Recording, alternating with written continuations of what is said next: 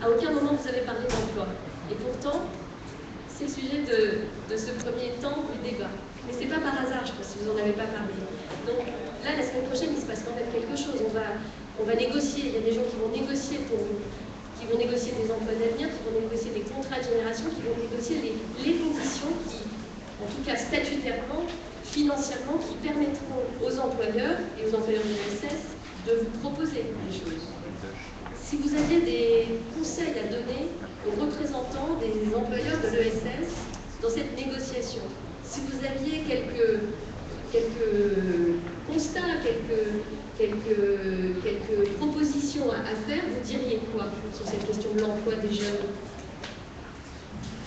Déjà, il faut savoir qu'est-ce que c'est un contrat de génération. Moi, je pense qu'il y a pas mal de jeunes qui n'ont jamais entendu de contrat de génération, contrat d'emploi d'avenir. Déjà, il faut faire un travail d'information pour que les gens soient informés sur qu'est-ce que sont les contrats d'avenir, à qui vont être destinés ces contrats et ces emplois d'avenir. Déjà, c'est le premier travail à faire, l'information, parce que souvent, nous, dans nos quartiers, on manque d'informations. On dirait que ça passe toujours par des structures avant d'arriver, tandis qu'on ne travaille pas directement avec les gens de terrain, en fait. Et là, il y a une concertation qui va se faire, et moi, je pense qu'ils vont être là, entre eux, à discuter des problèmes de la jeunesse et de l'emploi. Mais est-ce que ces jeunes-là sont concernés? Est-ce qu'ils seront conviés à cette table de discussion pour essayer de trouver des solutions à leurs propres problèmes? À un moment donné, moi je pense qu'on fait des trucs dans des bureaux et on les jette sur le terrain, on voit si ça fonctionne ou ça ne fonctionne pas. Le truc, c'est déjà en amont d'essayer de travailler avec ces acteurs de terrain pour essayer de trouver les meilleures solutions.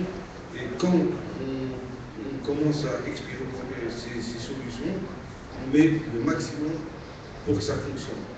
Et pas des choses qu'on fait dans un bureau pour essayer de trouver des solutions. Après, voilà, il faut expliquer. Donc, espérons qu'il y aura des jeunes représentés dans la conférence qui les concerne. Et surtout, espérons que les jeunes seront associés à la mise en œuvre des emplois d'avenir et des contrats de génération. Mohamed, qu'est-ce que vous en pensez? Alors moi, je vais essayer de plutôt définir les jeunes. En fait, je vais essayer de plutôt parler de la jeunesse que je connais à travers mon association, qui est plutôt les jeunes des quartiers populaires et des banlieues. Alors, la problématique de l'emploi, effectivement, j'en ai pas parlé parce que je pense qu'elle est beaucoup plus vaste à mon sens, et il faudrait travailler d'abord en amont. Je vais essayer d'être concret, un peu comme l'a été Moussa. Moi, le constat que j'en ai, c'est que je vois plus ou moins 4 grands facteurs qui sont en amont et en aval. Le premier, ce serait l'asymétrie d'information, comme il a essayé de nous l'expliquer, tant au niveau de l'orientation scolaire qu'au niveau des métiers et des métiers d'avenir. La seconde serait le manque d'exemples et d'accroche pour pouvoir justement aller vers le métier de notre choix. La troisième, qui est à mon sens un gros fléau, c'est l'autocensure des jeunes, où j'ai entendu pas mal « c'est pas pour nous » et les préjugés. Moi qui ai fait une école de commerce et étant originaire de banlieue, la première chose qu'on m'a dit c'est « mais c'est trop cher, tu vas faire comment ?» mais il y a tellement là-bas, comment tu vas faire? Et donc du coup, l'idée, c'est qu'il y a ce constat. En fait, ce que j'essaie d'expliquer à travers ces 3 constats, c'est que ça crée des grilles de lecture différentes et avant tout, des perspectives d'avenir biaisées. En fait, l'idée, c'est que le jeune, des quartiers populaires, parce que je considère que j'ai une connaissance sur cette thématique-là, est dans une logique de dire je fais avec ce que j'ai et pas je fais avec ce que je veux faire. Et donc voilà. Et donc pour répondre à la question, l'enjeu aujourd'hui, ce serait que justement dans ces débats, dans cette colloque, on agrandisse le champ et qu'on prenne en compte les différents acteurs du territoire, jeunes ou non jeunes, et qu'on essaye de croiser les grilles de lecture. À mon sens, aujourd'hui, la grosse difficulté, c'est qu'on ne croise pas assez les grilles de lecture et qu'on reste chacun plus ou moins de notre côté pour rejoindre ça. Donc, au moment de la mise en œuvre sur des contrats, revenir sur les territoires. Ne pas oublier que c'est au niveau territorial que ça se passe. avec des jeunes, des non-jeunes, l'économie sociale et solidaire, et les autres, j'imagine. Roland. En fait, Mohamed vient de nous dire un truc intéressant. Il n'a jamais utilisé le mot emploi. Il a parlé des métiers. Il y a des métiers il y a des métiers dans l'économie, des métiers spécifiques, une façon de travailler spécifiquement dans l'économie sociale et solidaire. Finalement, ça représente quoi, l'emploi, les métiers dans l'économie sociale et solidaire? Vaste question. J'ai 2 minutes pour la régler. Les métiers, les emplois d'abord. 2 300 000 emplois, dit-on, dans l'économie sociale et solidaire, dont 20% à peu près, 440 000, sont pas réservés, mais sont aujourd'hui occupés par des jeunes de moins de 30 ans. Donc 440 000 jeunes, c'est une réalité, et environ 620 000 qui ont plus de 50 ans, qui vont partir à la retraite dans les 10 ans qui viennent. Donc un enjeu, 600 000 personnes à remplacer, 600 000 emplois probablement, peut-être. Je sais qu'avec Delphine, on dit toujours est-ce qu'ils seront remplacés, est-ce qu'ils ne seront pas remplacés. Une grande partie de tous les cas sera remplacée. Moi, je peux parler de ce qui concerne la MGN, par exemple. Une grande partie des emplois seront remplacés. Une mutuelle comme la MGN, ce n'est pas seulement une mutuelle santé, c'est aussi une mutuelle de livre 3, comme on dit, c'est-à-dire une mutuelle qui fait de l'action sociale, qui a des établissements sanitaires et médico-sociaux où beaucoup de jeunes sont embauchés, des jeunes infirmières, des jeunes aides-soignants, des métiers. Donc voilà, des métiers très très variés, puisqu'on va aller dans une mutuelle comme la MGN, de l'aide-soignant à l'actuaire, en passant par le commercial, celui qui a fait l'école de commerce, celui qui n'en a pas fait, celui à qui on donne une première chance. Donc des métiers très vastes, avec des entreprises de taille très, très différentes. L'entreprise, je préside une petite entreprise, l'Espère, qui a une salariée, qui est dans la salle, je ne sais plus, elle est repartie, qui animera le débat cet après-midi. Fanelli Carré-Comte, une salariée, d'ailleurs qui devient députée dans 15 jours, qui va me quitter. Et puis, oui, bravo, on peut l'applaudir, Fanelli. L'économie sociale et solidaire mène à tout, y compris à l'Assemblée nationale. Et puis des entreprises plus importantes, la MGN, c'est 9500 salariés, donc voilà, et avec des métiers très très différents, parfois très innovants, avec des petites structures qui innovent, qui n'hésitent pas à inventer des nouveaux métiers.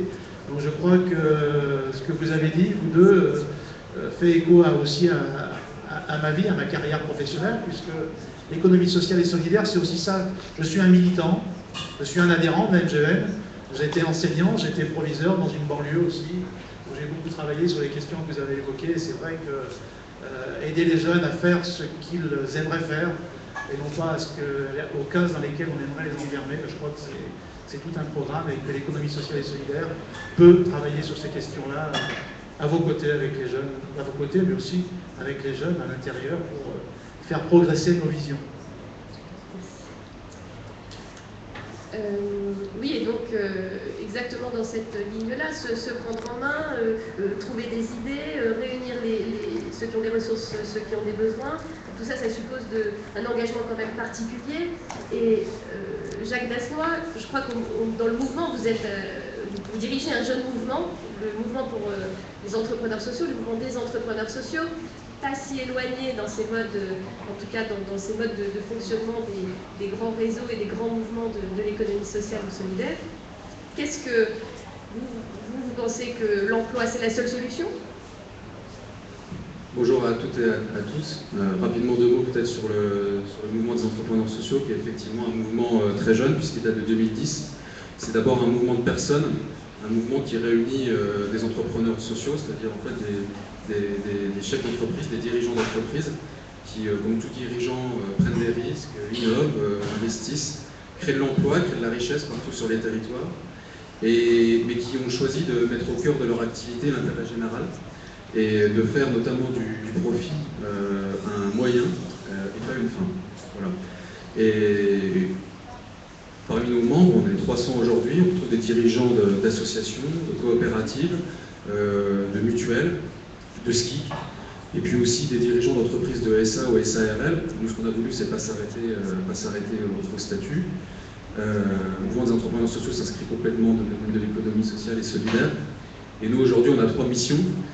C'est animer un réseau partout en France d'entrepreneurs sociaux pour favoriser l'échange entre eux de bonnes pratiques pour favoriser aussi l'échange de ces entrepreneurs avec leur milieu, qui les connaît souvent très mal, le pouvoir public au niveau local et national, et puis également avec les acteurs de l'économie classique. Ensuite, notre deuxième objectif, c'est de faire connaître ce modèle d'entreprise, de sortir des cercles militants. Et puis dernière chose, c'est aussi évidemment une action de lobbying très importante auprès des pouvoirs publics, au niveau régional, au niveau national, au niveau européen. Donc les choses changent, on a un ministre dédié à l'économie sociale et solidaire, on lui a passé un certain nombre de messages, on a été consulté. Il y a 3 grands axes sur lesquels on essaie d'appuyer, c'est faire en sorte que les entreprises sociales puissent accéder à davantage de marchés publics, par exemple, en faisant en sorte qu'il y ait davantage de clauses sociales et environnementales dans ces marchés. Faire en sorte qu'elles soient autant financées que les entreprises classiques, des entreprises comme celle de Mohamed par exemple, qui dans les territoires innovent, expérimentent, prennent des risques. Ça s'appelle l'innovation sociale. Aujourd'hui, l'innovation sociale en France, elle est très mal financée. Donc on essaie d'appuyer dans cette direction-là. Et puis notre troisième axe, c'est évidemment faire en sorte qu'il y ait une nouvelle génération d'entrepreneurs sociaux qui puissent émerger. Il y a différentes manières. Je pense qu'aujourd'hui, c'est vrai que les valeurs de l'ESS, le fait de faire connaître, le modèle de l'entreprise sociale n'est pas assez enseigné à l'école. Il n'est pas également assez enseigné dans l'enseignement supérieur. Il faut faire en sorte, par exemple, dans les programmes, que la notion d'économie, les cours de gestion ne soient pas systématiquement déconnectés des problèmes sociaux et environnementaux. Il faut montrer qu'une entreprise, on peut la prendre sous l'aspect économique, mais elle a aussi une deuxième jambe. Elle a un rôle social. Elle a un rôle très important dans l'environnement dans lequel elle évolue. Il y a des tas d'initiatives qui existent aujourd'hui pour mieux faire connaître l'entrepreneuriat. Je pense à 100 000 entrepreneurs, je pense au réseau Entreprendre pour apprendre. Je crois que ce serait bien qu'il y ait des briques ESS, qu'il y ait des briques entrepreneuriat social qui soient intégrées dans ces réseaux pour sensibiliser vraiment dès le collège, dès le lycée, et montrer qu'il y a différentes manières, comme vous le faites, et différentes manières d'entreprendre. Au supérieur également, il y a quelques écoles de commerce qui s'y mettent, je pense à l'ESSEC, à HEC, à Sciences Po également, et ça concerne vraiment des fournées d'étudiants extrêmement limitées aujourd'hui. C'est vrai qu'il faut généraliser, également à l'université, et encore une fois faire en sorte vraiment de montrer comment dirais-je, que l'entreprise, il n'y a pas une seule manière de l'imaginer, et qu'on peut aussi la mettre au service de l'intérêt général et pas seulement pour faire du profit. Okay. En gros, si je résume, vous nous dites qu'il y a des jeunes qui ont envie d'entreprendre. Oui. Il y en a deux ici. Il y en a deux qui ne disent pas nécessairement « je vais entreprendre » comme un entrepreneur de l'économie sociale et solidaire ou entrepreneur social. L'économie sociale et solidaire est pleinement intégrée dans l'économie, et donc elle doit aujourd'hui, dans les modules d'enseignement, partout finalement en France, on doit faire prendre conscience aux gens qui s'intéressent à l'action économique qu'on peut entreprendre autrement, agir économiquement autrement et selon des valeurs et des principes et des modalités particulières. Alors le mouvement des entrepreneurs sociaux est un jeune mouvement.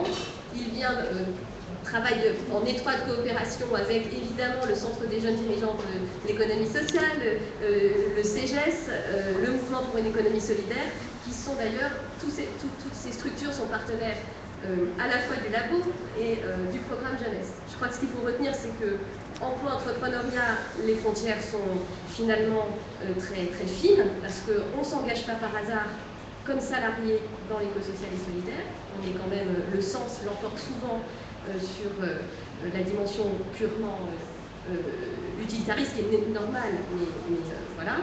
Et on n'entreprend pas n'importe comment, simplement au départ on ne le sait pas, mais ça vient avec l'expérience et avec le projet. Si vous en êtes d'accord, je vais donner la parole à la salle, peut-être pour une ou deux questions, 10 minutes, et ensuite on demandera à Vanessa